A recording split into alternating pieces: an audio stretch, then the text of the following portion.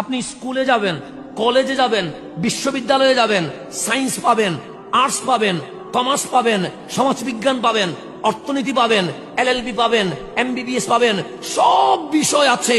কিন্তু আমি এই বাংলাদেশ সহ আমার এই ছোট্ট জীবনে অনেক দেশে ভ্রমণ করে বিভিন্ন ইউনিভার্সিটি ঘুরে আমি রেজাল্ট পাইলাম বিশ্বের সমগ্র বিশ্ববিদ্যালয়ে সব বিষয় আছে, কিন্তু একটা বিষয় নাই।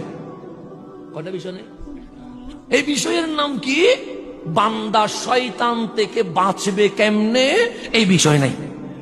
এই বিষয় যদি থাকে এই জমিনে সিনেমা হল থাকবে না, এই বিষয় যদি থাকে এই জমিনে নাট্যমঞ্চ থাকবে না, এই বিষয় যদি থাকে এই জমিনে কোনাকুনি থাকবে না, এই বিষয় যদি থাকে এই জমিনে মাদক থাকবে না। এই বিষয় ছাড়া সব বিষয় আছে। তা আমার মালিক বলে এই একটা বিষয় হচ্ছে সমাধান।